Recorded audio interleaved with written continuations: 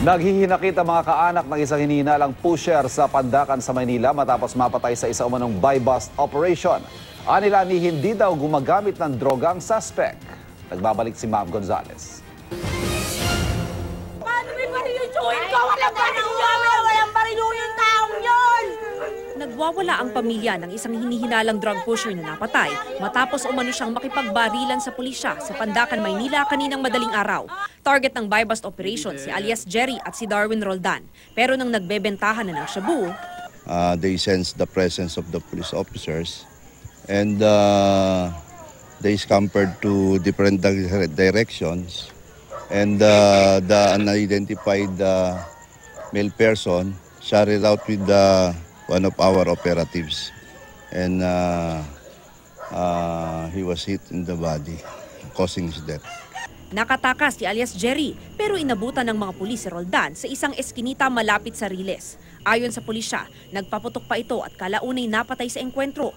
Nagtamo ng 2 tama ng bala sa dibdib, 1 tama sa tagiliran at 1 sa kamay ang sospek. Nakuha sa kanya ang isang caliber 38, 4 na sachet ng hinihinalang shabu at mga drug paraphernalia.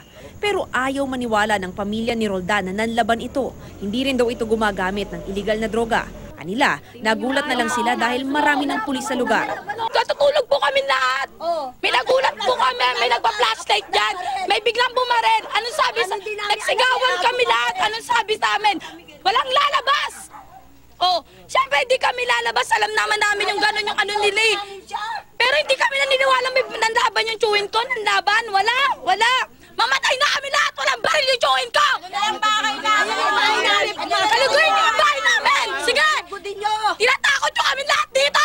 Suportado raw nila ang kampanya ni Duterte kontra droga, pero hindi ang mga ganitong patayan.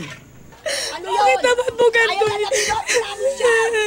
Kaysa naman po kami nila eh. Pero bakit walang katarungan yung pagpatay nila sa chewin ko? Pagpatay nila.